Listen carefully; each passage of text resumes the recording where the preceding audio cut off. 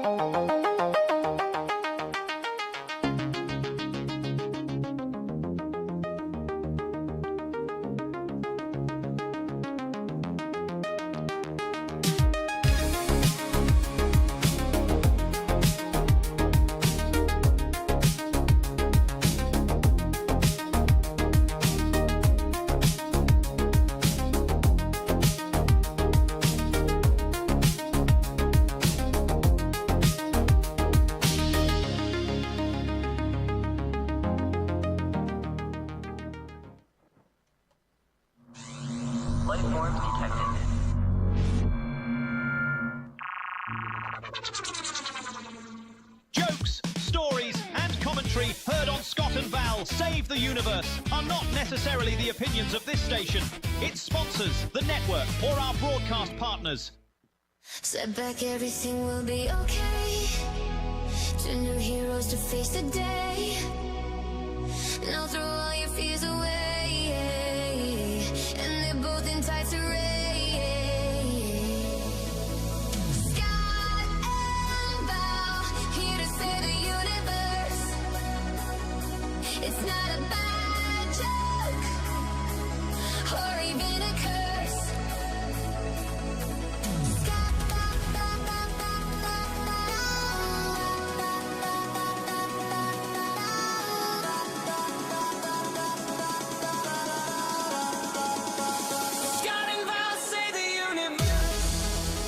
Ladies and gentlemen, friends and neighbours, not since Donny and Marie Osmond has America seen a brother and sister weekly entertainment extravaganza like you are about to see and hear. Decades of sibling rivalry in the making, a mother disappointed by both of them, plus some really bad DNA have come together to bring you Scott and Val Save the Universe. Val is looking absolutely radiant, which is impressive, considering she's standing next to her brother, Scott, a man who looks like he lost a fight with a mirror, and the mirror apologised. Well, good morning. It's Scott and Val Save the Universe, the radio show you should watch. Definitely. On our show this morning and online with video on YouTube, Facebook, and Twitch, we invite you to log in, please, and say hi, because if you do, we hopefully will remember and give you a short shout out on the radio like we do for all of our new followers. Yes, like these fine new followers. The first one, it's our sister. But it only took her, 3 months to like our page. Yeah, we're coming up on 4 months, but thanks, sis. All right, we also have Deb, Kyle, Debbie, Shannon, a.k.a. DJ Broccoli. So he sent us one of our videos. Did you have a chance to check it out with the broccoli guy on it? I did check out the broccoli video. So it's kind of a little nauseating. Don't you think, Mr. Broccoli? I kind of liked Mr. Broccoli, I guess, just because he's pretty well done. Yes, the AI for DJ Broccoli's song is, and Mr. Broccoli is really good. So I'm thinking, well, I want to tell him so he can watch, but I think we'll maybe play that video next week and throw that out for people, since we have other YouTubers and Facetubers out there reaching out to us. Also, Elena, Billy, the musician Freeze, Marina, Dennis, Jim, and what a cool name here, Anders. So thank you guys very much. Today's show, Ken Owens with Panic Time. Wow, last week's Panic Time was crazy, so I'm kind of scared what he'll come up with. Alan Milani and his whacked out weather. People love it. Alan, for days after the show, it's good he's doing a week-long forecast because he gets lots of spins. And in the second part of the show, we have Joel Wilzinski join us, Ski by the Sea. Joe channels Foster Brooks, so he's a little inebriated. All right, and then we have Nigel, our sportscasting AI today, with round 4 of Odd Sports. And today, Nigel is covering, get these sports, Val, bog snorkeling. Ooh. Kind of sounds disgusting. It is. All right, and we've got some pictures of these. And then the other one Nigel will cover today is car jiu-jitsu, which is as difficult as it sounds. Fighting in cars. I want to know, are you fighting a car or fighting in cars? I didn't know when I first saw it because I asked, the Google for a list of odd sports so I could research them. And he threw that one out. And my first impression is that you were jousting with cars or something. And I was wrong. But now I want to joust with cars. And once again, the car wins. Scott's all laid out. Yeah. All right. So let's see. What else we got? Oh, also today on the show, it's the return of Bigfoot. When Bigfoot wants to show up on the show, you just let him. Yeah. You don't even try to lock the doors because he'd just break right through. Also, me and Val, fully loaded with fun. More groovy stories in future news, which is coming up in this first segment. Also, odd news in segment number 2 before the end of the show with proof that evolution can go in reverse. That's what we call it. Odd news, stupid criminals, all that stuff. And Val, before our first break, has an audio-visual treat that you shouldn't miss. That's why we are the radio show to watch. That's right. Yes. We are so much more funny if you watch us, I think. Our friend Ron said that's the only way he'll do it. And if he misses the show, he comes back to Facebook and watches the whole show religiously each week and then critiques us. Thank you for that, Ron. So I got to say, if you're just listening and you don't get a joke, pop on over to Facebook or YouTube and watch it instead. Especially when it comes to Joe, because a lot of his things are animated visually. And really with Ken and Panic Time, you really need the visuals on that too when he goes insane. And Ron made a comment on that one and said, it's not the same just to listen to it. He said, it's still good and I enjoy it. But if I watch it, the facial mannerisms. So definitely, Ken, you want to watch. And then usually Nigel, some of it's just background video, what you'd call B-roll. But today, Nigel talks through about a third of it and also a lot of footage. So it came out, when it's an AI generation, but it came out really, really cool. And you think, well, AI is easy, so you don't put anything into it. Between the writing, the video production, and then just getting all the vocal stuff perfect for me, about 3 hours. So, and today it's a 2.5 minute video. It took me 3 hours, even though I used AI, and it's not because I'm dumb. Well, my audio visual thing you're going to watch later, see later. It took me a long time because it's 3 minutes too, I think. And between the program I was doing it on giving me grief, and so I bet you I put 6 hours into that thing. Wow. A little too much time, probably, right? Right, but I had to I created a lot of the animation myself, using a program and trying to get that all right. And yeah, it's a process, but yeah. It's an awesome video, and we're not going to ruin any more about it. But we will roll out this morning's first jokes. All right. A lady was picking through the frozen chickens at the grocery store, but couldn't find one big enough for her family. She asked the stock boy, "Do these chickens get any bigger?" The stock boy replied, "No, ma'am, they're dead." Something I would say. And then I'd apologize. I was just kidding. I have a reminder for men. Very important reminder from a guy who's been married 3 times. All at the same time. No, I'm just kidding. But if I ever get married 3 times again, I am going to marry all 3 of them at the same time. It's probably not legal. Sister wives. Yeah. A woman has the last word in any argument, man. Anything that you say after that is the beginning of a brand new argument. Thank you. Oh, for sure. You agree. Val agrees totally. Imagine that. I do. Val agreed with something I said. Ooh, first time for everything. Why am I so red in the face today? I actually tanned, but I don't know why. Oh, there you go. Well, when you put your hand forward, then it But when gets less red and then slowly gets redder again. Yeah. Look at this. Scott's nearing a heart attack. By mid-show, I should collapse. So tune in. Stay tuned in. All right, here comes my sister with 4 things you didn't know yesterday. Okay, for filming of the 2021 James Bond movie, No Time to Die, they had 10 versions of Bond's silver Aston Martin. Ooh. Wow. I would like to They have just 10 keep of those. wrecking them and then had to bring out a new one. How fun would that be? Next thing you didn't know yesterday, elephants have been known to remain standing after they die. Whoa. Plant yourself like an elephant, I guess.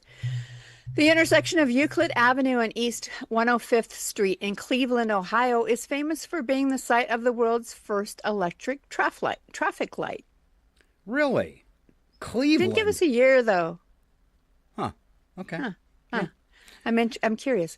And then, hey, Scott, did you know male monkeys lose their hair on their head at the same time male men do? You may be a monkey's uncle. Wow. Here comes your first one, Val. Shut up, Wesley. That's The one. first of many. Yes, the first of many. That's First one. of many. That's one. All right. Let's see, Val. I got some trivia before we get into our next set. 7% of moms admit they've thrown away what? The baby with the bathwater? Nothing that horrible, Val. Okay. It's a mom. So they admit they've It's thrown only away 7%. Only 7%. Only have thrown away 7%. I'm going to say like their kids' retainer. I don't know. Oh, no. It's worse than that, Val. It's a Mother's Day gift. Oh. So you leave the house. Have you ever thrown away a Mother's Day gift from your kids? I think eventually at some point you throw them away because, it's like the maybe the card they made or, the ceramic ashtray, whatever it is. I think stuff like that you might eventually kind of toss out. But Okay. But there's a certain amount so of far, time no. you have to hold on to it. Okay, so far your answer is no. You don't remember particularly throwing it. I don't recall. All right.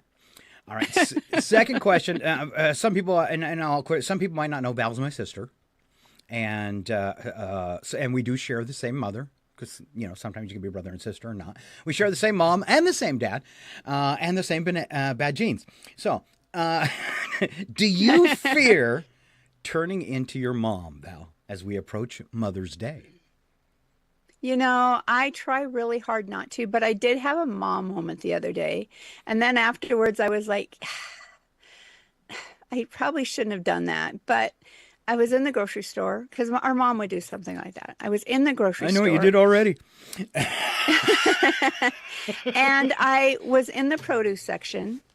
And the head lettuce they were selling was just like all brown. And I'm like, it's just, why would you even try to sell this? So there was a kid standing there in front of it and he's not moving because I need to get to some lettuce. And finally I said, excuse me, can I get in there? And he's like, oh yeah, well, what kind of lettuce did you want? And there was leaf lettuce right in front of it. And I'm like, well, not that head lettuce. It looks crappy. And then I was like, oh, that's something our mom would have said. Yeah. You know, last week when we were doing Ruin a Movie, one of the things was, I can't remember, she'd snap her fingers and all the restaurant staff would quit. That made me think of Mom. All right. So if you're scared of this happening, ladies, here's some helpful and simple strategies to make sure you never turn into your mother. All right.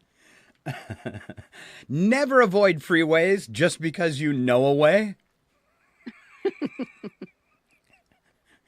Never place your toilet paper in anything that be construed as a toilet paper holder. If it's crocheted, shaped like a poodle's body, you may as well surrender. If you've got one of those crocheted toilet paper holders, it's too late for you. Well, at least it's not like the crocheted toilet seat. Ew. Dirty after the first use. Yeah. I walked into your bathroom and... This ship will self-destruct in 20 seconds. This is your last chance to push the cancellation button. Lose the crochet toilet seat. That's disgusting. You know, and when we were kids, I mean, everybody had like a fuzzy toilet cover seat on their toilet. Do you remember those? Yeah. I mean, not on the lid more than the seat, but yeah, But still, they had. Yeah. Yeah. No carpet in the bathroom. Bad idea. All right, Val, there's like 4 all packed up together. Why don't you rattle those off? Never carry an umbrella in the car, never break in new shoes, never pack sensibly for a trip, and never collect plastic bags. Never, ever collect plastic bags. All right. So the last one they had here, I don't know if this that affects the never have more than 4 refrigerator magnets. Those that double as picture frames or are cunningly shaped like frying pans. Teensy eggs, they're also lethal. Look at your mom's refrigerator now. Compare it to yours. Time to grieve. Oh, then I better start right now because my whole refrigerator is covered with pictures of the whole family. It is. So your fridge has turned into a massive collage. It's probably changed since the last time I was there. Yeah, I try to swap them out every now and then, but yeah, so I do the same thing. I'm already there, I guess. I've done the same thing with my fridge. I've even have things my daughters have written me, like on pieces of paper on the fridge. So it looks like I've used my fridge as a bulletin board or a place to take notes. And then there's tons of little Star Trek and Bigfoot pens. Imagine that. Can you imagine that? I can't imagine that. My favorite one, it is from the 60s, and it's a voting button, and it says vote for Spock. It's pretty cool. All right. That is illogical. That is very illogical. All right. I'm just doing a time check here, looking at 7:39 this morning. What animal would be the most terrifying if it could fly, Val? Oh. You want to start this off? We'll go back and forth. Sure. A centipede. I've seen that in a movie. Really, a flying centipede? Yeah. I would like to see the next one. Flying hippo. What would you do if it was coming at you? Oh, man. Duck? I don't know. How about an ostrich? But they got little wings. Why do they have wings if they can't fly? I don't know. It's kind of like an emu or, yeah. Okay. Octopus, all tentacles. Ooh, flying tentacles coming at you. This is how I chase people down the street. Oh, this one would be horrifying. A tarantula. Oh, like little 8-legged bats? That's cool. I'm getting some ideas for new horror movies here. A honey badger. I can tell. Fearless, indestructible, now airborne. Congratulations, nowhere is safe anymore. Exactly. We're all going to die. Oh, how about a porcupine? Quills are bad enough. Now imagine it shaking mid-flight like a biological dart gun. Duck a cover. Oh, I saw the new, I can't remember his name, last name Hauser, and he's with Marky Mark in a new movie on Netflix, and they kill a Komodo dragon. Oh, okay. Yeah, and then they have to pay for it in bad ways. Komodo dragon, flying, actually cool, venomous bite, zero urgency, until it can glide directly into your personal space like a prehistoric hang glider. That means dragons would be back in the air, and I'm totally okay with that. Ooh, yeah, yeah. Yeah. All right, how about a camel? Spits on you from the ground already. Now it's got aerial range. No one is emotionally prepared for that. If there were flying camels, I'd want to be one. Ha! Ha! Boom! Boom! A little laser fire. I thought you'd want to ride it, through the air. No. I want to be the camel so I can spit. All right. Spit. Last one, cows. Imagine looking up and seeing a 1,500-pound dairy product making eye contact on the way down. This is how civilization ends, ladies and gentlemen. Don't you have a sound effect for that? Apocalypse cow. I usually, Yeah. I don't have that on my button bar, but it usually is. I do have this, though. It's going to be really loud, but it'll sound about the same as the cow coming down at you out of the sky. It's as good as I can do. All right, let's see. Next up, Val, are you normal? Well, it's relative to begin with. All right. So if I'm with you, I'm more than normal. Wow. I thought you'd be worse off. Let's see. I'm surprised I didn't get a shut up Wesley, because that would be the. No, you confused me, which isn't that hard. All right. Val, 44.5% of Americans chew on ice. Normal. 40% crack their knuckles. I do not crack my knuckles, so. Me either. So, all right. And at 40%, would that really be normal? I guess that's enough people to call it a normal thing. All right, this is a fun one. 40% pick off scabs. Okay. You were supposed to throw up or something. I'm just still in shock. Yes. But more guys do it than women. That makes sense. I think I was more apt to do that as a kid. I think as kids you do that. Yeah, but yeah. As an adult, no. Until it makes you bleed again, and then it starts to hurt, and then you realize it was a bad idea. Mm-hmm. Let's see. 25% bite their toenails. No. Yes. No. Who would do that?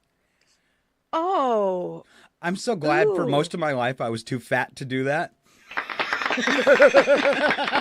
I never got into the habit because the leg would not get up there, but now it will. So maybe it's something. Yeah, that's Is it something to start? disgusting. No, don't start. I think it'd be extra fun if you had those thick, gross yellow toenails. Ooh. Now you've got toe fungus in your mouth. Yeah. All right. And 10% pick their nose regularly, which I can say is, hey, we're all normal. Sometimes you just got to, right? You do, sometimes blowing it just isn't sufficient. It isn't. All right. I thought this one could be kind of fun, Val. It's things people have won a lifetime supply of and what that maybe meant to them. Would you like to kick it off with the one for Ben & Jerry's? Sure. My uncle gets free Ben & Jerry's for life. He's been friends with the actual Ben & Jerry's since before they opened the first shop. He has a card that says free ice cream for life, and he can get pints or cones at any scoop shop, at least locally. Whoa, I'd be huge. I'd be huge. Huge. Ridiculous. All right, here's somebody that says, I want one free full body massages for life. What's their name? Ooh. Oh, man. Now that is a prize worth winning. Yeah, basically just translated to 2 massages a week. He got addicted. It says, I know everyone who worked there, and I got to experiment with all of them to see which were the best. When the place closed down, I realized just how expensive massages were. I haven't had one in ages and miss it so bad. So it's free for life. But Well, life of the the business. life of the shop anyway. Yeah, that's kind of sad. All right. This happened in the late 90s. A local bar ran a wet t-shirt contest where the girl who won would win a lifetime of free drinks at the bar. My friend's girlfriend at the time, now his wife, won first prize. Within a couple of weeks, the building was condemned and torn down. Turns out the owners of the bar knew that the building was going to be condemned and just wanted to have one last party. Whoa, how lame is that? That is really lame. That's Boo. horrible people. All right, 18 years ago, we won a lifetime of vet visits for my cat. They expected to give it to someone with an old pet, not a new kitten. She's still alive 18 years later.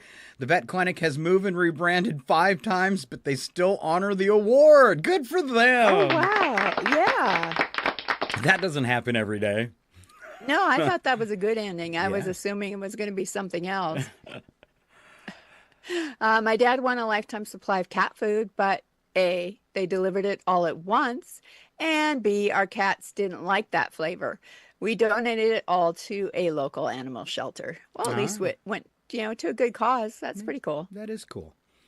I know someone who won free gas for life contest many years ago. They get a $100 gift card every month, which wouldn't go very far today. Barely fill your tank today. Yeah. I guess, though, it doesn't, you get free gas once a month for life. Yeah. If you have a Prius, Right. if you have a Prius, you'd be scoring big time. All right. What the world wants, we're heading toward future news, but first, what the world wants Americans to know, Val. Someone asked non-U.S. residents to tell Americans what the world would like us to know. Would you like to start? Treating politicians like worship leaders is kind of creepy. Yeah. Just because it's... Kinda? Kinda. And it's happening right now, so we're creeping out a lot of people. For sure. Just because it's organic doesn't mean it's healthy. Okay. Okay. Yeah. All right. Having a normal healthcare system that doesn't leave you in debt is not communism. Are you sure? Or socialism or any of that isms. Yeah. Freedom of speech does not mean freedom from consequences. Evidently it does here too as well. Guess what, dudes? You are a foreigner in more than 190 countries. Guess what else? Most other countries don't have such an obsession with high school sports. They're all about the soccer. Yeah. Yeah, for sure. People, metric is the better measuring system. Sorry. Wah, wah, wah. And you shouldn't have to give birth and then go back to work a week later. That's what other people say about America. All right. Yeah. All right. Those are pretty good. Think about They are that pretty before good. you travel. And I think every American, because we're so spoiled, if you're going to be traveling somewhere, you really need to take a view of what the etiquette is for the particular country you're going to. Wouldn't you say you went to Australia recently? Right. Did you research a little bit about what you shouldn't do? I mean, like some countries, you don't want to offer somebody your left hand or your right hand. So it can be confusing. I did, but just because you suggested, I guess I hadn't even thought about it, maybe in the, getting ready to go or whatever. But you asked me on the radio program if I had researched that. And so I did afterwards. And for the most part, I mean, it would be things you would think of anyway. But one of the things we found out that really was obvious when we got there, if you're out with all of your friends and you don't buy a round of drinks, that is considered one of the biggest faux pas. I mean, to the point where it makes them very angry with you. Ooh. If you don't pick up a round. And so, yeah, it was just interesting to see that. All right. We are already running behind today. How did we manage that, Val? What? Yeah, we're already running behind. I see Ken in the green room, and we're off to future news. Stand by, Ken.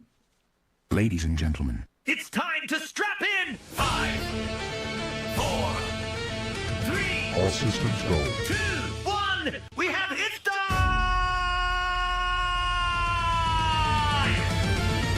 And now it's time for Future News!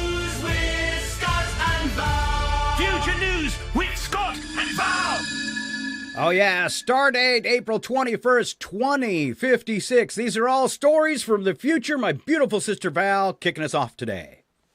All right, the first story from 2056 comes from Seattle, Washington. Amazon unveiled its latest innovation Tuesday, Thought Delivery, a service that ships products to your home before you even realize you want them. Using an advanced neural prediction software, the system analyzes brain patterns, browsing history, and that one time you briefly considered buying a waffle maker in 2039. Within minutes, packages arrive often before the customer is aware of the purchase. Early users report confusion, mild panic, and living rooms now filled with items they technically do not need. Just not right now. Amazon says the goal is ultimate convenience. Customers say the goal was maybe to think privately for 5 seconds. No. So Amazon in the future will be reading your mind. And while he was thinking, all of a sudden... Read your palm, your mind, your aura, probes the secrets of your heart. Hey, it's here, the shipping order. Came while you were out. Huh? It wasn't a dream. You're here. I'm here. It's here. You like to read minds, Meg? I got something for you to read right here. Let's just be copper.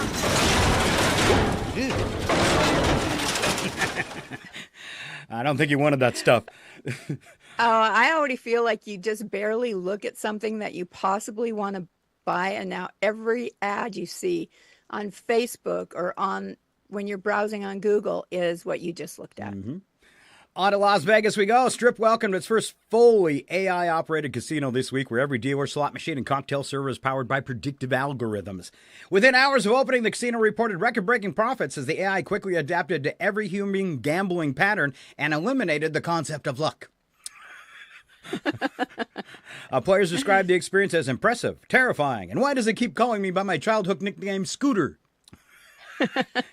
Casino officials insist the system is fair, noting that customers are technically allowed to win. Gamblers say it feels less like a game and more like personalized financial intervention. And for the first time in Vegas history, the house doesn't just win, it explains why you thought you wouldn't lose. All right. Got a sound effect for this one, too, because casinos are a little different in 2056. Your balance is zero. Your balance is zero. Your balance is zero. Wow, you are one pathetic Loser. loser. There you go.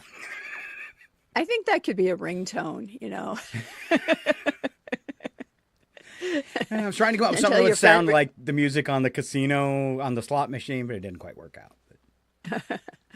All right, this one is out of Tampa, Florida. In 2056, in a historic and deeply predictable turn of events, a man legally known only as Florida Man was elected mayor Tuesday. Within his first hour in office, he held a press conference announcing a formal declaration of war on humidity. His plan includes punching the air until it cooperates and installing several large fans pointed towards the sky. City officials have not clarified whether any of this is legally binding, but construction on the fans has already begun.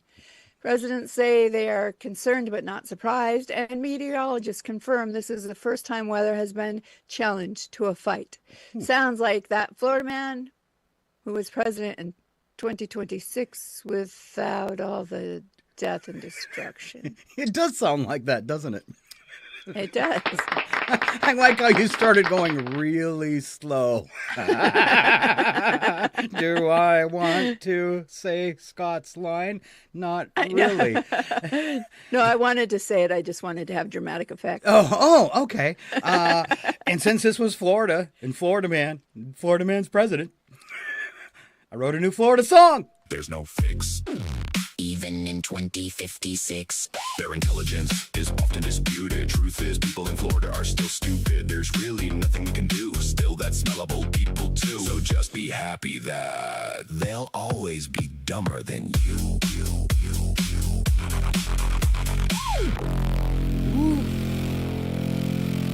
Kind of the same. Off to LA with Val.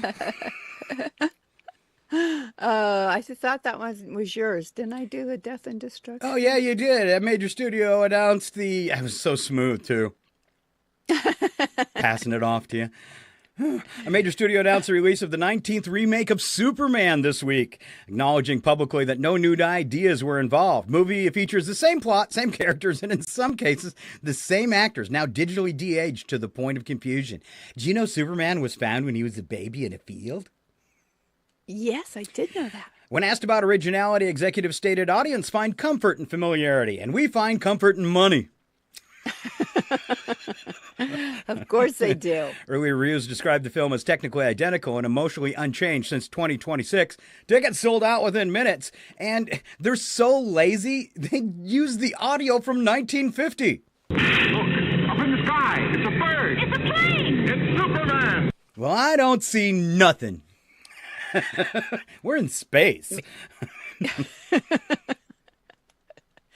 All right. From Boston now, a smart refrigerator in a suburban home has gone viral after reportedly gaining limited self-awareness and locking its owner out after midnight.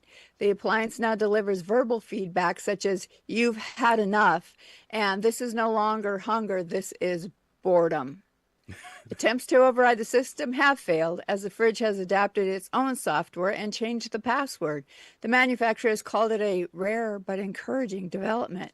The owner describes the situation as a betrayal. The fridge describes it as boundaries. And for the first time in history, a sentient appliance is the only responsible adult in the house. Attention. Step away from the refrigerator. Now. Fatso. I need that fridge. I need that fridge right now. You don't have to get personal That's there. right. That's right. Last one for feature news. Department of Transportation officially replaced several major highways this week. Don't forget we're in 2056 with high-speed moving walkways designed to reduce traffic accidents. The system allows carless commuters to stand on conveyor-style lanes that transport them at speeds up to 60 miles per hour. Sounds terrifying. Within the first day, multiple incidents were reported involving people just attempting to pass each other, walk the wrong direction, or just stand aggressively. Officials say the rollout is a success, though they did not define success. Computers report that while crashes are down, passive-aggressive sighing up 400%. Complaints include warnings to watch out for those nose pickers. Because they're not paying attention where they're going. That's right. And somehow, even though they're not in cars anymore, someone is still tailgating while standing still, which is pretty darn creepy. Yeah. Sir, stop tailgating me. What's wrong with you? Go. Around! Fatso! Huh. Same guy. Oh, ooh. Same refrigerator, I think. Same refrigerator. And that's our future news for April 21st, 2056. Can you believe it? One of our bestest friends going into the green room as we speak. Get ready! Wait for it! It's panic time! Calm down! It's not the end of days! And now, your panic time host, Ken, you kids get out of my yard! Owens! Hey, you kids, get out of my yard, Owens! Oh, yeah, and a big Scott and Val warm welcome to the one and only Ken Owens. Look at that Good morning. background again. Wow, your special effects, Ken, absolutely amazing. Well, good morning. It's another great Tuesday. Well, you know, before the show, I was panicking. I'm not mention that because I couldn't find my glasses. I mean, I had to go get my extra pair, and I just don't know what I did with them. Look up. Well, look up. Yeah. Take off your hat. God, they're on top of my head. Well, I mean, that's why you carry all these extra pair, right? I mean, they're sitting everywhere in the house. I mean, I was going to say, I've been to Ken's house. Every surface has a pair of glasses. I'm covered with glasses on it. Wow. I know. Hey, I'll have to make a comment this morning. Today's show is great, but I would really hate to see flying rats. Those little things that'd be flying around, they'd be eating things, and then they fly over here, and they eat things over here. Isn't that called a bat? A bat? Yeah. Wow, that's amazing. We have them. Oh, and the next thing you know, we're talking. And by the way, I'm normal. We're talking about normal things. And being able to eat your toenails. I mean, at my age, if I could get it's hard enough to put on a pair of socks. How am I supposed to chew on my own toenails? Hey, maybe they'd have foods that you could eat that would flavor your toenails, and then when you're eating them, you're like, oh, hey, that's not bad, tangerine. I mean, Maybe other people's toenails taste better. I was hungry, but I don't know about it anymore. But then the one that really is scarier before we start with panic time, no, is, Amazon's got this predictive thing where they're going to send you stuff when you're thinking about it. And then I'm thinking, oh my God, that's a prelude to what does Scott think about in the shower? And then all of a sudden, all these Amazon projects start showing up. I think they're in brown boxes with no labels. Because, I don't know what he thinks about in the shower. But I'm just thinking Amazon's going to be sending Scott a lot of stuff. I would like to fade to black right now. anyway, wait. Everyone, don't panic. Don't panic. Well, we should be panicking. Why is everything so small? Just the other day, we're going to the store and stuff. The thing right here is that the candy bars, you used to get those great candy bars. They were big and they were fluffy and they were delicious. And, they wouldn't even fit in your pocket sometimes. They were just they seemed normal. And then did they get a little smaller? No, they're not a little small. Well, I think they're getting smaller. And then pretty size, no, they're definitely getting size. Oh, it's a fun size. Oh, it's supposed to be fun. And then now they're micro size. So you got these little itty bitty things. They look like little chocolate chips with a wrapper on it. And that's supposed to be a candy bar? No. Oh man, yeah. I know what you're talking about, and they're expensive. No matter the smaller they get, the more they cost.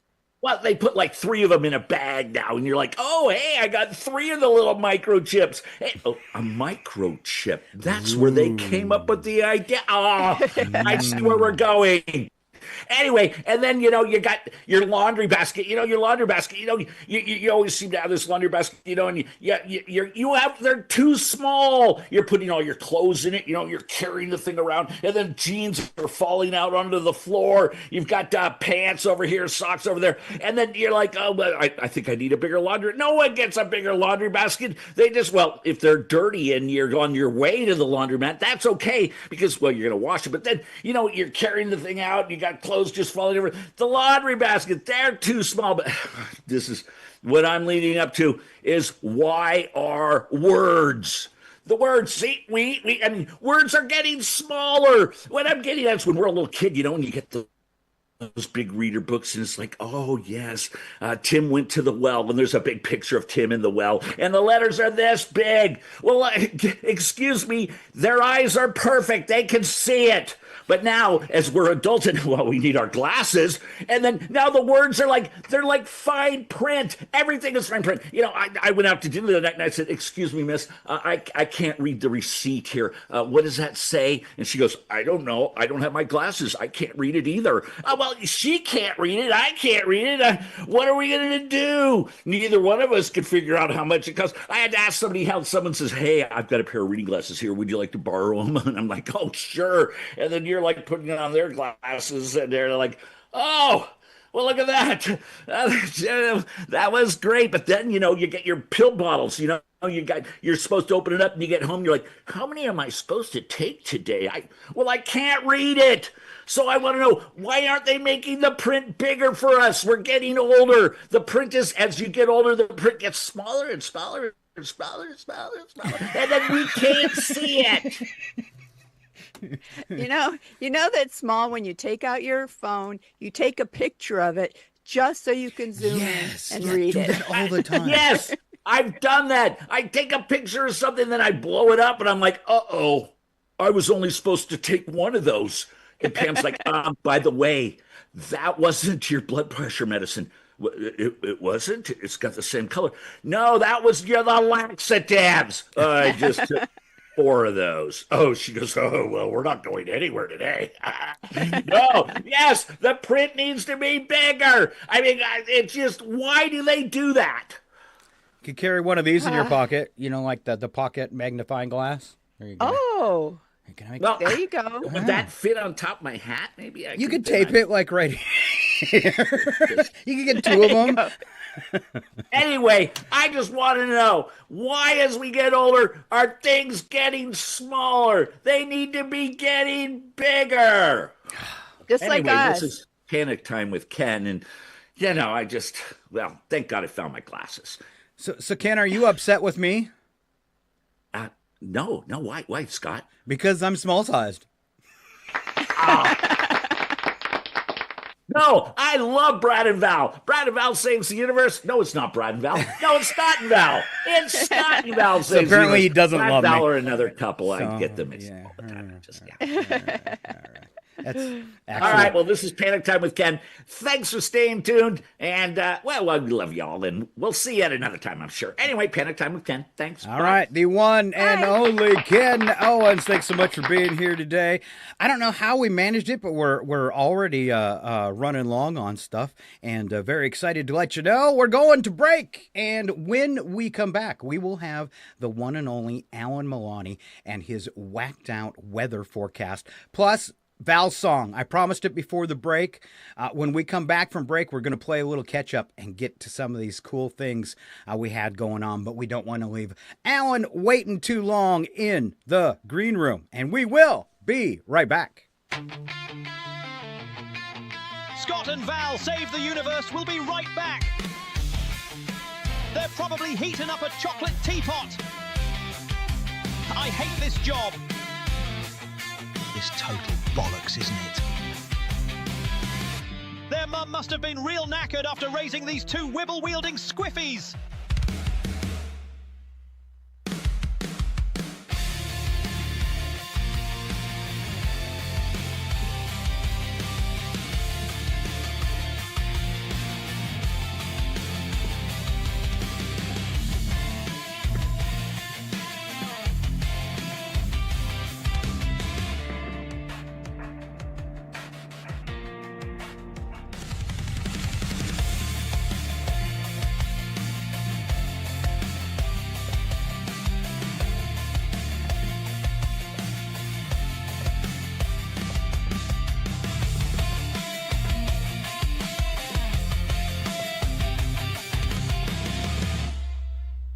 It's 8:08. You're listening to Northern Lights Public Radio on 102.7 KCHW. Chewelah, Colville, Kettle Falls.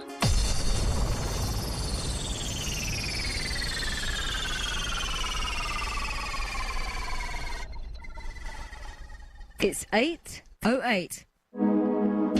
You're listening to Northern Lights Public Radio on 102.7 KCHW. Chewelah, Colville, Kettle Falls.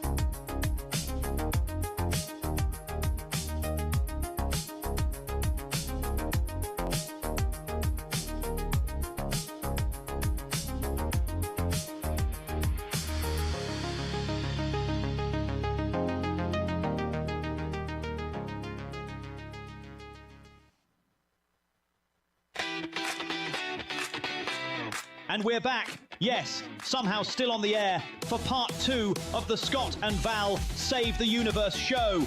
The only program brave enough to tackle cosmic chaos, armed with opinions, questionable logic, and absolutely no official clearance.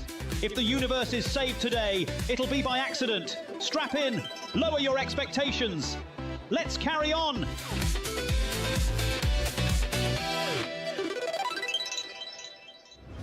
It's time for RFN weather. Here with your national weather outlook is Alan Two Shoes Milani. Alan Two Shoes Milani!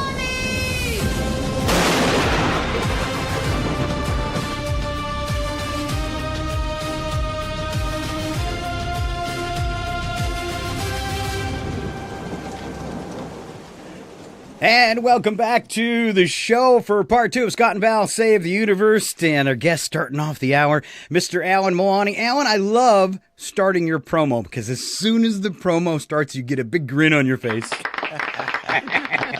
I still want to use it every time I walk into a room, Scott. Especially the thunder, right? Right. Well, you are here and looking forward to your weather forecast today. Amen. Let's rock and roll. All right. Good morning, everybody. Let's start in the inland northwest, where Spokane, Coeur d'Alene, and eastern Washington are waking up Tuesday to scattered showers, cloudy skies, and temperatures hanging in the upper 30s early before reaching the low 50s by afternoon. It's one of those spring mornings where you leave the house wearing a winter coat, sunglasses, and emotional confusion all at once. By Wednesday and Thursday, the rain starts backing off and temperatures inch into the mid-50s with a little more sunshine showing up. By the weekend, inland highs should push into the low 60s, so naturally Scott's going to announce that he's heading to the lake, even though anything under 70 degrees usually sends normal people back indoors. My Speedo's itching to get out, though. I'll bet it is. And Val, by Friday, she'll be carrying that giant emergency purse with snacks, aspirin, 3 chargers, and somehow an umbrella that survived longer than most celebrity marriages. Ooh. It still keeps me dry, though. Amen, as long as it doesn't have any holes. Over in Seattle and Western Washington, rain sticks around through midweek with highs in the 50s before a brighter weekend arrives. Basically, the forecast remains moist, which also happens to be the word radio consultants tell you never to say on the air.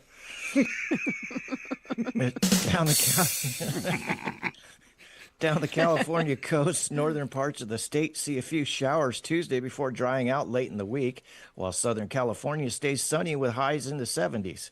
In Los Angeles, people will call 68 degrees freezing, which is adorable to everyone who owns a snow shovel.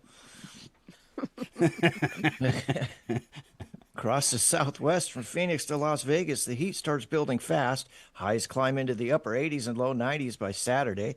It's that magical time of year when your seatbelt buckle becomes a branding iron and your steering wheel tries to remove fingerprints. I don't know if we won't even say anything about those leather seats. Right. Try living in Arizona. The Rocky Mountains stay cooler with scattered snow on the higher elevations of Montana and Colorado, while lower elevations remain in the 40s and 50s. Spring in the mountains continues to be less of a season and more of a dare. Across the Midwest, cities from Minneapolis to Chicago could see some thunderstorms Tuesday through Thursday as warm air collides with cool air. Some storms may bring gusty winds and heavy rain, followed by calmer weather this weekend. In other words, patio furniture across the Midwest is preparing for another unauthorized trip into the neighbor's yard. The South, from Texas to Georgia, stays warm and humid with highs in the upper 70s to mid-80s. Afternoon thunderstorms pop up through the week because apparently the atmosphere there likes to overreact to everything. And in the Northeast, from New York to Boston, Tuesday brings rain and cool temperatures in the 50s. Then sunshine returns by the weekend with highs near 65. So people there can finally stop complaining about winter and start complaining about pollen. Yay. Sounds like Scott.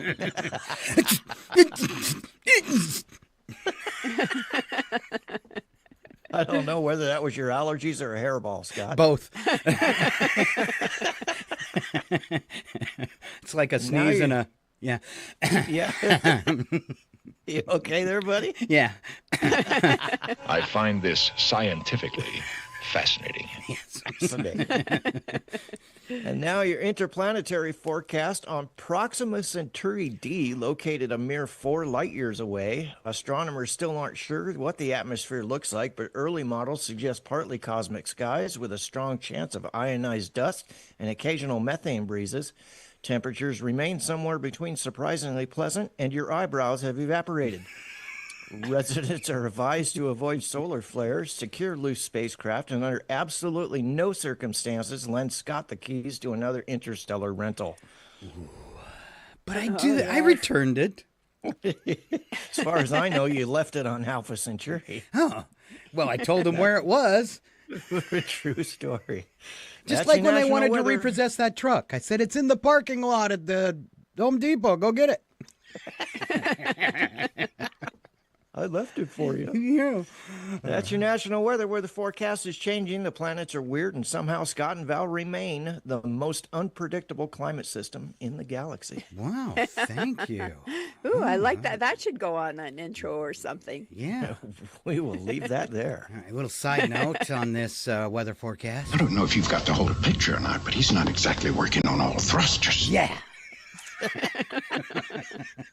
All right. Thank you very much for popping in. Alan Milani and your whacked out weather forecast. Another great job. Thank you, Alan. Take care. See you next week. Bye. We'll see you next week. It seemed like it was just a little too fast, though. All right. So, Val, I'll give you your choice of whether you would like to roll out your video or play Answer Wrong and Win. Let's start with answer wrong and win. Hold the suspense just a little bit longer. Okay. So Val has a song. Song has a special guest. All right, so stand by. Did that help? Did that build up any suspense? I think so. All right. Could we? I can't wait to see it personally. No? Could we make up a lie and say there's a prize? I know how to drive people. Come on. All right. Answer wrong and win. We had this scheduled before the break. Now, this is our late Earth Day edition. All right. But it's answer wrong and win Earth Day. Earth Day just behind us. Few related fill in the blank sentences to help save the planet. The way you win the game is just come up with the worst answer you can. All right.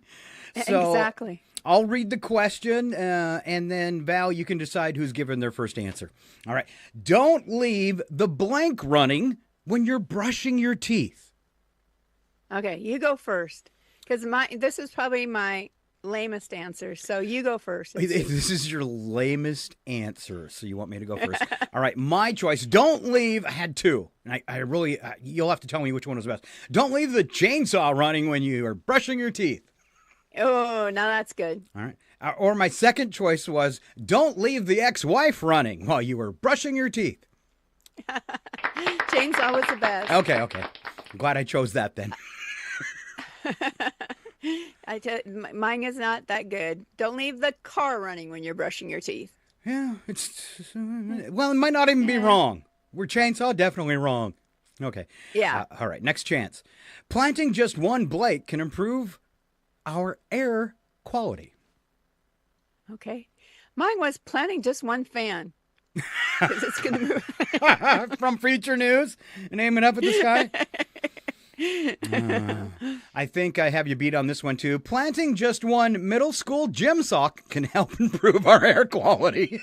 Oh, that is pretty good. That is pretty good.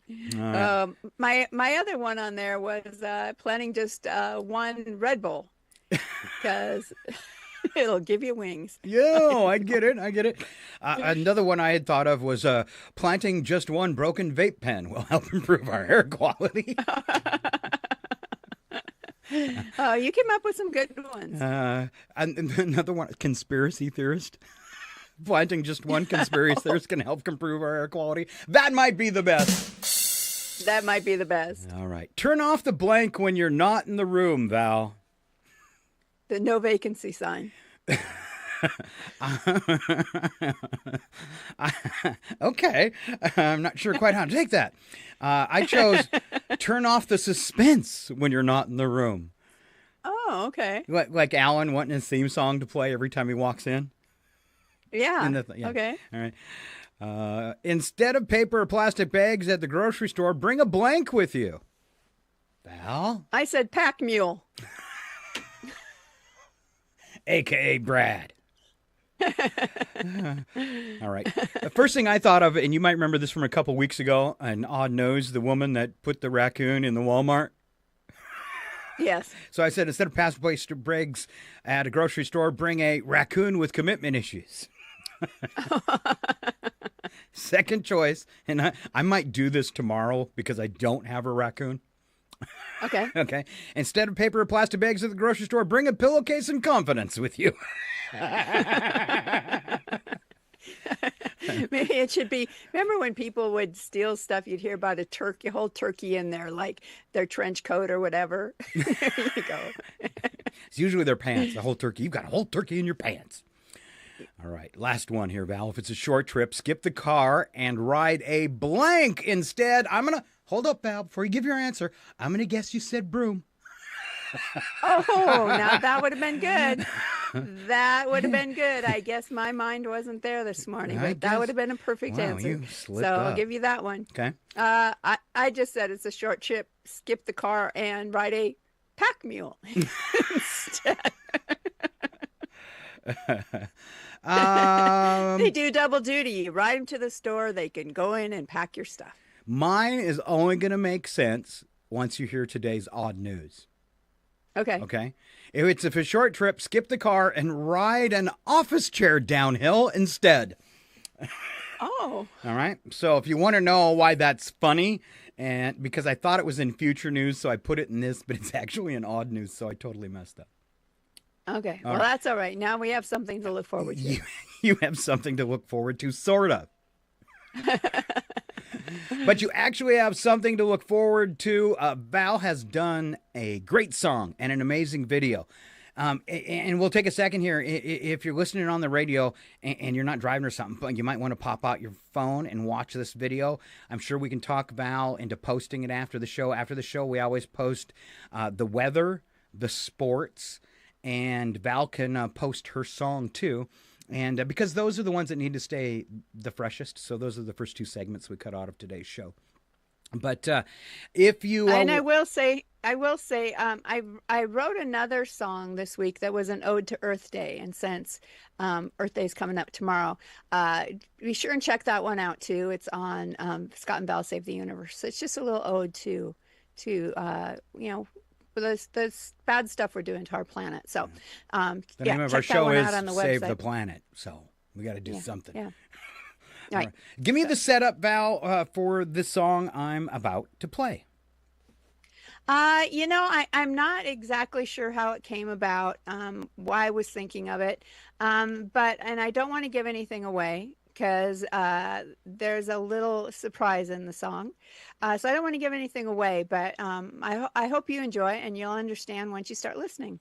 All right. Do you want me to big screen it or small screen it?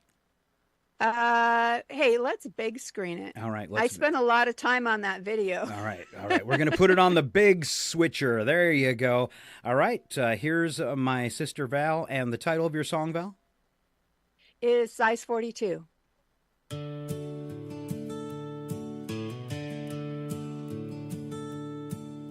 Belief found me one summer night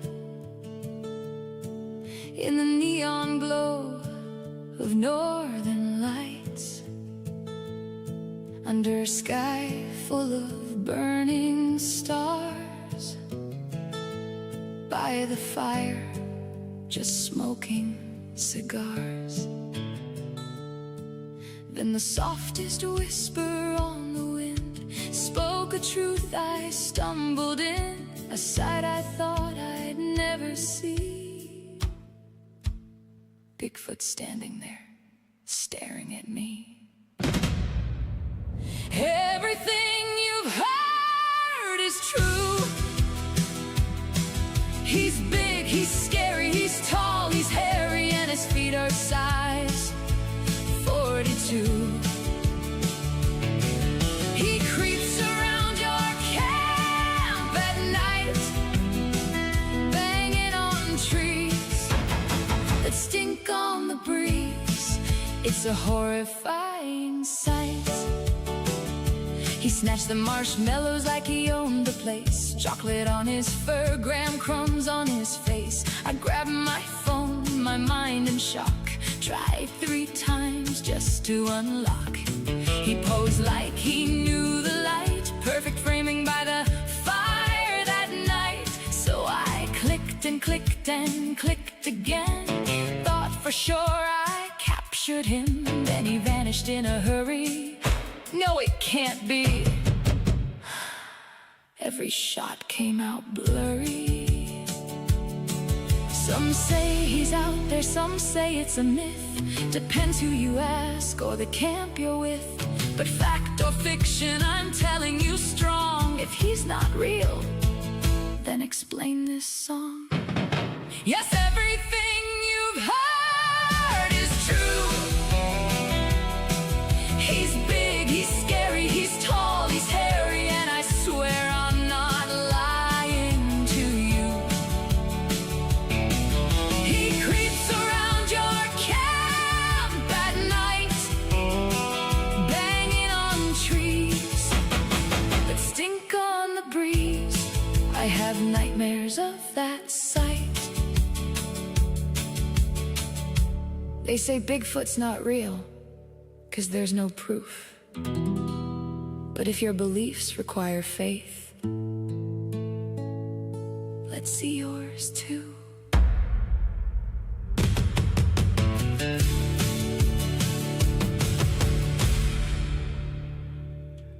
Good job, sister.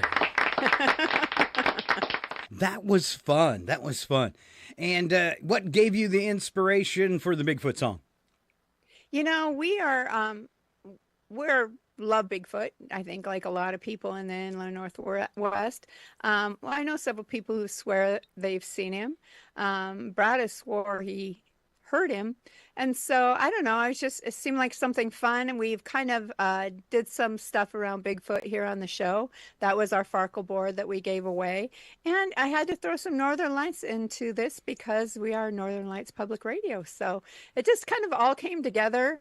Yeah, it was super fun. All right. Good job. All right. Taking a look at the green room, the one and only Joel Wilczynski standing by. Ladies and gentlemen, the show that goes nowhere yet somehow everywhere is about to astound you again. Live from the tropical country of Belize, it's your RFN entertainment guy, Joe. What? Joe Wools. Joe Wilczynski. No? Woolzinski. Close to dock then? It's time for Ski by the Sea on Scott and Val Save the Universe. All right, let's go skiing. Welcome, Joe. Hey, Scott. Hey, Val. Morning, Joe. Hey. Morning. Good morning. Morning. Hey, still working on the show. You know, you're retired. You're like, is it Thursday? Is it Saturday? You're retired too. Guys, is it Thursday or is it Saturday? What day of the week is it? It's Tuesday. Tuesday. Oh, we got a show today, don't we? We do. It's a live one. Okay. Yeah, okay. You're on. Thank you. Oh, I'm okay. Wait a minute. Oh, this is my tax form. Yeah, never mind. You know, when they send me my $5,000, I'll send them the $750, okay? Okay. All right. Is that how it works? Oh. Hey, Scott. Yeah. I got a question for you. You are a man about town, are you not? I'm a man. Not. And I'm in a town. Are you a man about town? Sure, I'm a man about town. Okay. What does that mean? I don't have a clue. That means, you've got some swagger and people know you. Ah, so you are not a man about town. I am not a man about town. Well, maybe back when he was in Chihuahua. Yeah. In Chihuahua. Yeah. When he was Chihuahua famous. Yeah. Gosh, But I miss nobody the days. knows me anymore. I miss the days of being Chihuahua famous. I mean, it didn't help me any, but it made me Still feel cool. good. Yeah. Where everybody okay. knows your name. Yeah. That way, when you walk out of your bill, oh yeah, hey Joe, remember last night when you walked out on your bill? Guess what? Yeah. You need to pay it. Okay, anyway, I think I got something here. Oh yeah, here's something. Today's show dummy. Oh, okay, I got it. All right. So we're going to kind of pick on the entertainment industrial complex, which is a big money and stuff like that. So what I'm going to do is I'm going to give you the top 1, 2, 3, 4, 5 or 6 money makers from each major studio. Ooh, okay. All right. So, and then I'm going to ask you, what is your favorite movie? What did you donate to the cause to make it their biggest film? So Walt Disney Studios, huh? Yeah. Number 1 is Avengers Endgame. You know, kind of remember that with just the snap of the fingers, things happen. It sounds like that's what the FBI director's doing. He's kind of in trouble, so he's kind of like snapping his finger and making something happen. Anyway. Make it go away. 2019, $2.79 billion. That's a lot of money. That's a lot of money. Well, except for the U.S., we could just throw that away daily. Avatar, 2009, $2.92 billion. Star Wars, The Force Awakens. Luke, I am not your father because I'm not going to pay alimony. 2015, $2.07 billion. And it's Avengers. Sorry, you're better at that, Scott. Thank you. Okay. Yes, I remember now. There's all sorts of weird sounds coming out of you, don't they? Aren't there, Scott? Anyway, Avengers: Infinity War. Smells, sounds. 2018, $2.5 billion, and The Lion King, 2019, $1.66 billion. Now, out of those movies, what's your favorite? Oh, I have to go with anything Avengers. Anything Avengers? Yeah, anything Avengers, anything, in that genre. So that would be Endgame for me if I'm choosing from those. Yes. Is that because of the Thor is in those movies? Yeah. Okay. Yeah, for sure. Yeah. Anything with Chris Hemsworth in it is a great movie for me. Yes. Scott, what was your favorite movie? You know, me and my sister both love the sci-fi. So the Avatar movie you gave, was that the original or the second one? Okay, I have to go back. It was original because he said 2009, right? Yeah. I'm gonna go. I have to change, and normally, in any other universe, I would have said Avengers, but I have to go with Avatar because I don't think any of us had ever seen something so fantastical. I mean, today you can create anything you want with AI that looks fantastical. But if you've seen Ferngully, you've seen Avatar. No. Yeah, I said it. You said it, but it was wrong. Batty. Come on. All right. Anyway, the next studio is Warner Brothers, which I've done a tour of. That's very interesting. Their number 1 film says a lot about America. Barbie, 2023, $1.44 billion. I liked Barbie. I saw it. Okay. There was parts that were good, but there was more parts that were really stupid. It was. It's not what I expected, but yeah, I enjoyed it. It wasn't what I expected, but I will say this to the entertainment guy. So I watched the movie and I enjoyed it enough not to walk away from it. I watched it, but sitting here in my chair, I cannot think of one thing that happened in that movie that I can visualize. So that means it's nothing. So, well, okay, but Scott, Yeah? after you got done watching the movie, did you go and hug your Barbie dolls? Next is Only Harry his Potter. Ken doll. Next is Harry Potter and the Deathly Hallows, Part 2, 2011, $1.34 billion. Never seen any of those movies. Next is Aquaman at 2018 with $1.15 billion. This is kind I'm really surprised that made that much. Yeah. Yeah. This is kind of surprising. Well, it's kind of like the Avengers things. It's got Jason. Yeah. Look at me. Yeah. He's kind of hard to watch too. Yeah. Okay. Like me. This is the surprising thing. Dark Knight Rises 2012, 1.08 billion. I figured it would. I mean, Heath Ledger just, or no, he's in the other one. Whatever. Anyway, and then There's been so many. And then The Dark Knight 2008, 1.0 billion. The Christian Bale Batman movies were the most successful in the franchise history, though. Right, Those right. three, But yeah. Michael Keaton. Yeah, Michael Keaton. I liked Keaton. Yeah, I liked him as Batman a lot. I like him coming back as Michael. the old Batman too. That was awesome. Yeah. You know what I like about it? He was the most like approachable Batman or whatever. I mean, I know Bruce Wayne is supposed to be, but I just felt he brought some of the kindness why Bruce was doing what he did. Right. So that's what I liked about it. He brought yeah, you could relate. He was relatable. Yeah. Yeah. Okay. Universal Pictures, which I have to say I visited numerous times and actually got to do a personal tour. Me and my wife with somebody who worked there, so we got to drive around. That was pretty cool. So their number one is Jurassic World, 2015, 1.67 billion. Furious 7. I mean, I guess the mindless need movies too.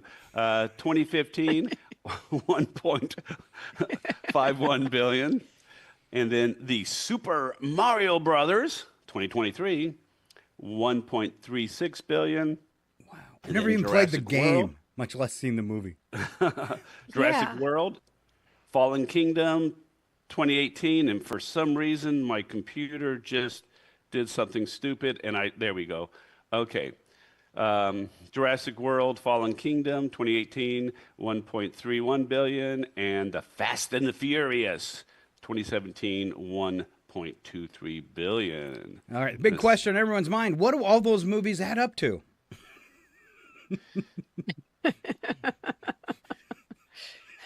1,000 zillion billion trillion. A lot. Did we make $1 trillion? Yeah. Something like that. All right. Paramount Pictures.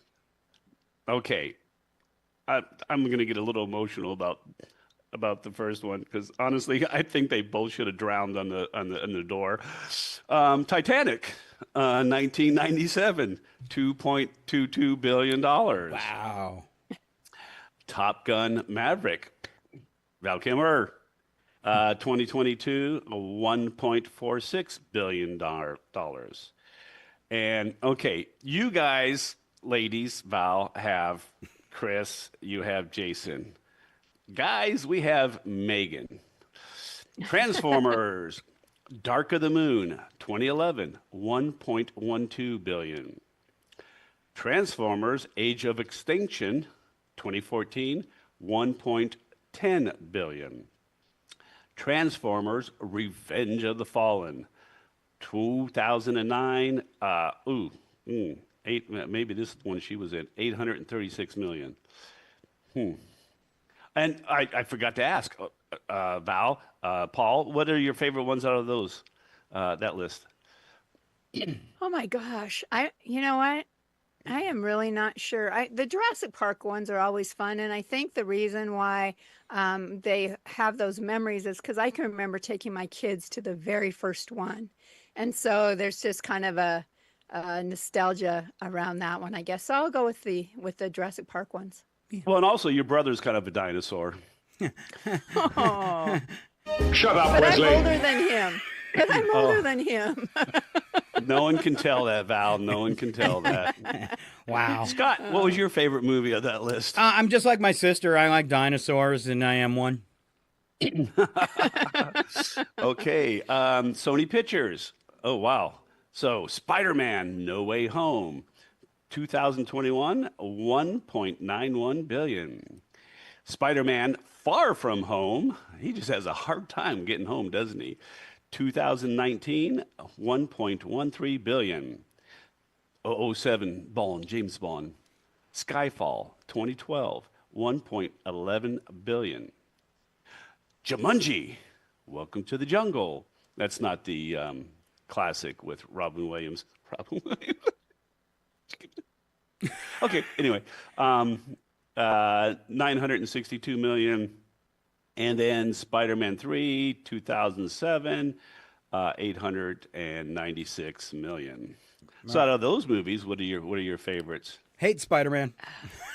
I hate Spider-Man too. Do you really, Val? That's amazing. I hate the Spider-Man. No, I don't know. It just doesn't work. Yeah. The first movie was cool, but we didn't need 10. Why is he the most prolific superhero for movies now? Because he's Spider-Man. He can make money when no one can. Spider-Man. All right. That's it. Well, Okay, Joe, we got to send you packing off here, so wrap this up because Val's got a doctor's appointment today. Okay, all right. So 20th Century Fox, formerly Fox, Avatar, Titanic, Star Wars Episode 1, The Phantom Menace, Star Wars Episode A New Hope, and then Deadpool. Hey, I'm going to give 1, 2, 3 Twizzlers to Ken because I didn't have a table, and then I thought, oh, hey, I could bring out the laundry basket and use it as a table. Well, yeah. Thank goodness it's not one of those collapsible ones. Right. Hey, and I got to go too because I need to work on my toenails, and it's going to be a little bit here. Oh, can you get it in your mouth? I'm working on it. You working on it? I'll talk to you guys later. All right. You got 2 feet to go. You right. got 2 feet to go. The one and only. See you next Joel Saturday or Sunday, whatever day it is. All right. Yeah, we'll do a live show then. I think it says leave here somewhere. Okay. Oh, there it is. Ladies and gentlemen, Joe Wilzinski. Bye. Somewhere. Oh, there it is. That's why in circles they call him Crazy Joe. You never know what you're going to get. All right, me and Val are going to wrap up the show. Only one way we know how to do this, though, and that's, of course, with the craziest of the crazies, and that's what we deliver before we go. Ladies and gentlemen, brace yourselves. It's time for Odd News with Scott and Val. The only segment brave enough to ask, who let this happen? And then read it out loud anyway. Proof that evolution is taking a coffee break in America. And 1 or 2 other places too. These are real stories involving real people who woke up that morning and chose chaos. If you're thinking, surely no one would actually do that, allow us to assure you, yes, they would, repeatedly. So settle in, lower your expectations, and remember, this isn't fiction. It's humanity, unsupervised, on Odd News with Scott and Val. Always fun. And Val, you're going to kick it off today. We do not have the news attack. I cut that off just because we were running out of time. But we do have 8 really good stories and some music to go along with them. Val kicking things off with a naked doorbell dasher. This is the way to start. Exactly. In Tempe, Arizona, police spent Thursday night responding to a string of alarming notifications. Multiple residents reporting a man ringing their doorbells completely naked. Security footage shows the suspect casually walking up to homes, pressing the doorbell, and then standing there patiently like he's expecting customer service for a situation no one ordered. In one case, a homeowner actually opened the door, made eye contact, and immediately closed it again, which investigators are calling the correct response. The suspect then jogged off into the night with the confidence of someone who has absolutely no mirrors in their house. Police later found and arrested him nearby. Alcohol is believed to be a factor, along with a complete breakdown in decision-making, because nothing says, good evening, neighbor, like arriving with absolutely no introduction or pants.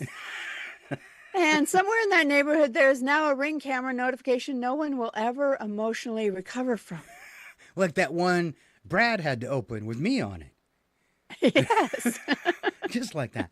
Wow. Well, much like that situation, and don't take this the wrong way, but I did title this song Ding Dong.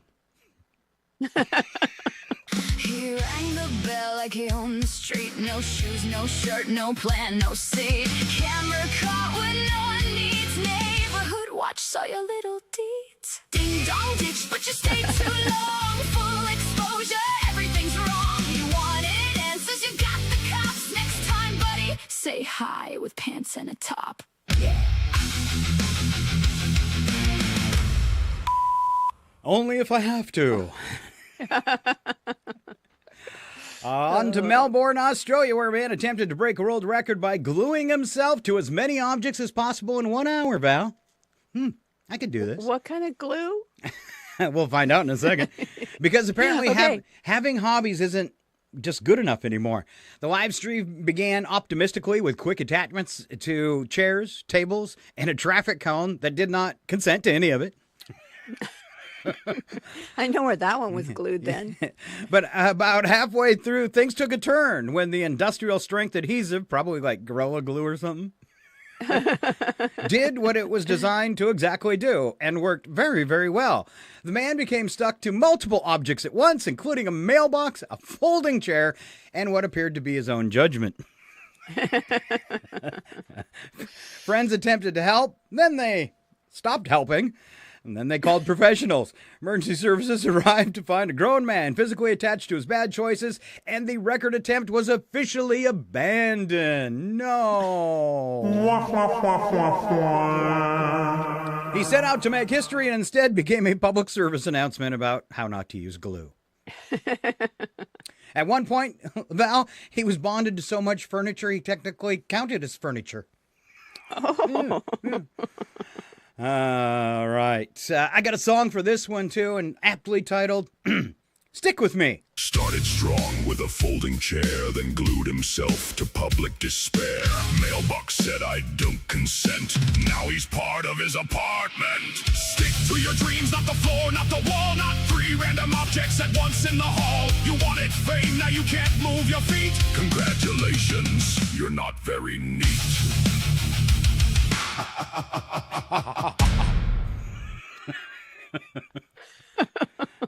Val, I wrote the next story because last week when the goat story was done, I just felt like we needed more goats. So I found another goat story. Okay. Yeah, Well, this is called the Goat Uprising. In Boise, Idaho, a quiet suburban neighborhood woke up Friday morning to find itself under new management. Approximately 25 goats had escaped a nearby property and launched what can only be described as a coordinated takeover. Authorities say the goats forced open a gate, not broke, not slipped through, forced it open like a tiny horned SWAT team. Then they spread out through the neighborhood, eating lawns, climbing on cars, and staring at residents with the calm authority of creatures who know they've already won. Animal control eventually rounded them up after several hours, though witnesses say the goats showed little interest in being governed. Let's be honest, 25 goats breach your perimeter. That's no longer your yard. That's an occupation. Mm-hmm. And if a goat makes contact with you while standing on your car, that's not your car anymore either. I don't think so. I'm not getting in. They can be mean and aggressive when they want to. At least they feel like that. All right, have you ever had any desire to have some goats out on your farm? The pygmy goats, just because they're so funny and entertaining, but they also eat everything. So that kind of was the deciding factor. So. All right. Well, I've developed a love for them. I called this song Lots and Lots of Goats.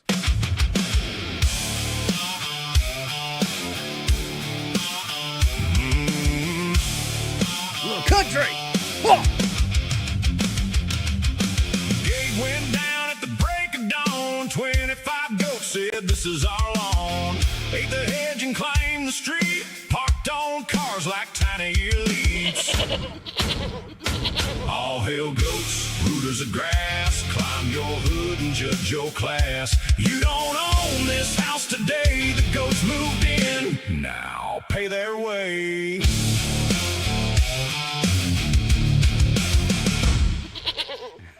Remember that from last week, don't you?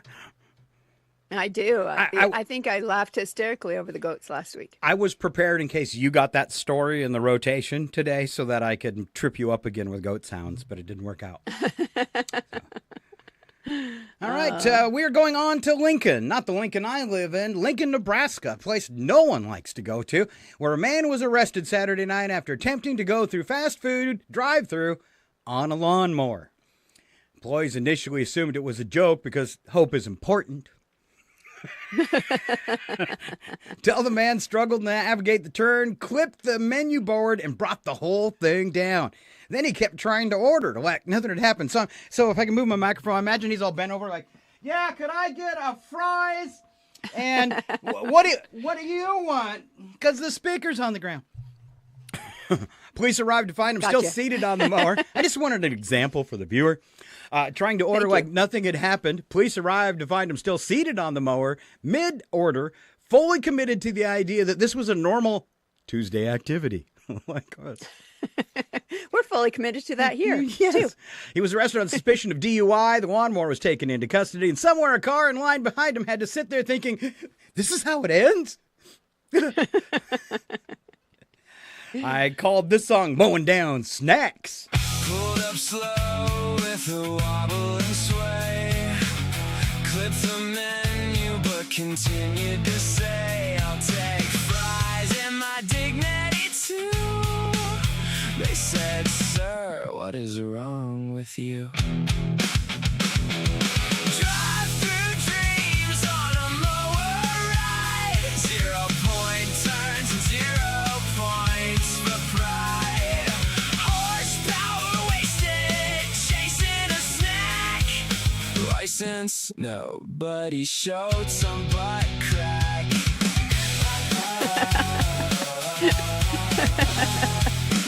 I always got to have a kicker at the end of the song. And you know we did. Drunk guy in a lawnmower, you know those pants were down too low. Oh, yeah, for sure. Because I mow lawn myself. I know how it works. Oh, boy. All right. I think we alluded to this little story earlier. We did. In London, England, a man moving offices decided the most efficient way to transport his furniture was to become part of it. Witnesses watched as he rolled down the street, sitting in an office chair, holding a desk lamp and dragging a small filing cabinet behind him, like a man who had fully committed to a concept and refused to revise it. He managed several blocks before encountering a curb, the natural predator of bad ideas, and flipping directly into a bush. He was not seriously injured, but spiritually, there are no questions. Oh, there are questions. Police declining to charge him, likely because they were too busy trying not to laugh in uniform. No serious injuries were reported, though his professional reputation may never recover. And if you arrive at your new job by crashing into a shrubbery while holding a lamp, you don't need a resume. This story got you hired. Roll to work with a lamp in hand, dragging files like a one-man band.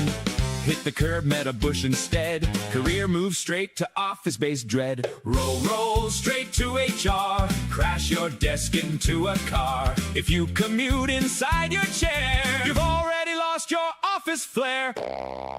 It's true. It's true. Almost as good as Bigfoot is a bison selfie. Oh, yeah. Okay. Gone to Yellowstone we go, where yet another tourist tested the long-standing theory. What if I ignore the warning signs? Officials say the individual approached a bison at close range to take a selfie because nothing says memories like immediate danger. The bison responded the way nature always does, by charging and knocking the tourist face first into the ground. The individual survived with minor injuries and what we hope is a major shift in judgment. Park officials once again remind visitors that bisons are wild animals, not mascots, not co-workers, not Instagram collaborators. At this point, Yellowstone should install a scoreboard. Bison undefeated, humans still reading signs. Like they're mere suggestions. Yes. And somewhere that bison is telling its friends, another one tried it. Can you believe it? No, it was amazing. Needed a banjo for the bison.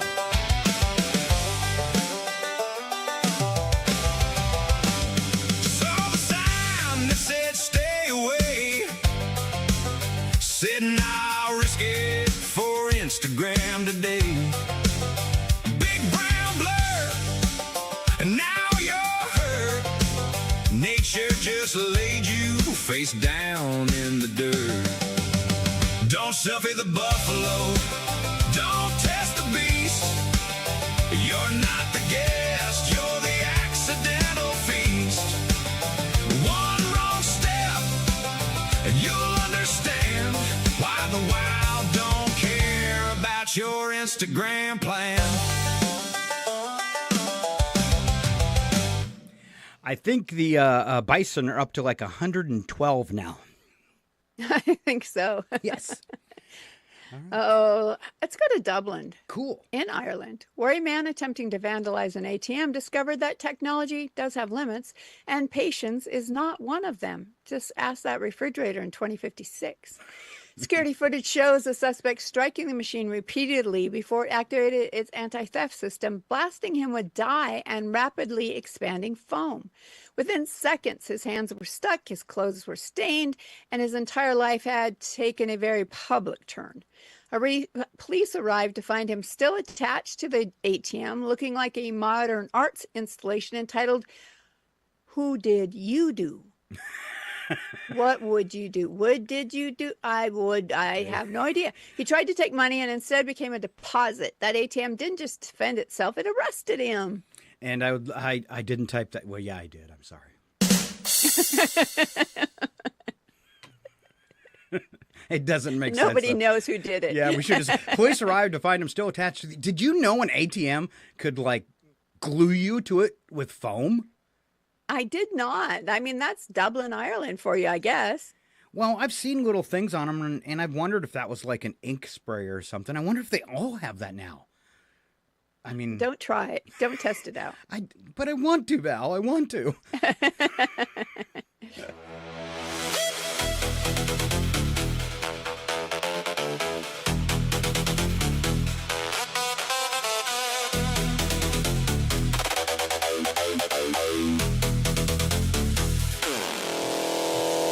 The screen like it owed him cash. Machine said cool, let's make this fast.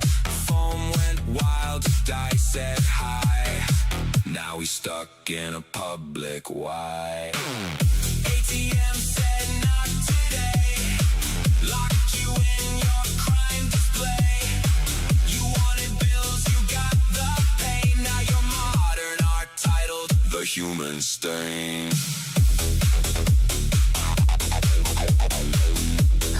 Human stain. No word on motive, though. Investigators suspect a deep commitment to money. All right. Final story. It's me. Okay. Yes. Brisbane, Australia is where we're headed for this last one. A man was arrested after repeatedly crashing weddings, Val. Like the real wedding crasher. Not for food, not for drinks, but for the photos. A professional photo bomber.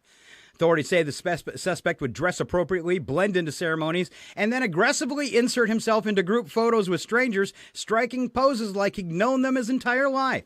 The scheme unraveled when multiple couples noticed the same man appearing in their wedding albums, smiling, confident, and completely uninvited. Police were actually able to track him down after reports from at least 5 separate weddings on this dude. Wow. Another person committed to being in the moment. He didn't just crash weddings, he photobombed marriages, and honestly, if you make it into the wedding album legally, you owe him a gift. For sure. For sure. New suit, new smile, he slipped right in. Toasts were made, he smiled with a grin. Every album, there he stands. Random guy with confident hands. Say I do, and there he is. Uninvited, stealing your cheese whiz. He's the photo bomb king. In every shot, you got married. He got 3 hots and a cut. And that's what he deserves. And that, my friend, is your odd news for Tuesday. And that takes us to the end of the show. I want to thank you for being here today for Scott and Val Save the Universe, episode 15. Val? If you missed any part of it, remember, it's the radio show you should watch, and it will be available shortly after the broadcast. Plus, catch up on past shows, segment cutouts, and shorts on Instagram, iHeart, Alexa, Amazon, Facebook, Twitch, and YouTube. If you visit, please subscribe or follow and say hi. Now that we have a bunch of shows, we're streaming content 24 hours a day at the Rogue Frequency Network on YouTube and Twitch. All right. Appreciate it. Appreciate all the new follows and all the new likes. I think our video posts after we cut up the show, we rounded up over 6,000 views last week, which is a record for us. So thank you, the listener. Yes, thank you so much. All right, Val, have a good rest of your day. Any closing words? Just have a great day, everyone. And don't yell at the kid at the produce counter and tell him his lettuce looks horrible. Just, smile and keep your mouth shut. It's a lesson I wish I'd learned. Yes, he can't help what the produce looks like. I wasn't yelling at him, just at the produce. But anyway, yeah. Be nice. All right. We all get a little edgy. So save the universe with Val and be nice. There you go. All right. Have a great day. Thanks for listening. Step back, everything will be okay. Two new heroes to face the day. Now throw all your fears away. And they're both in tights array.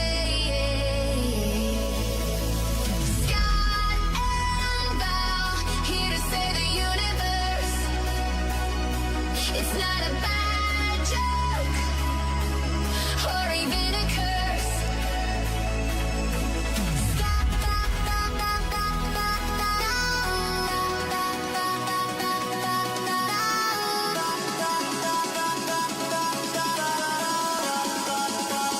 Scott and Val save the universe.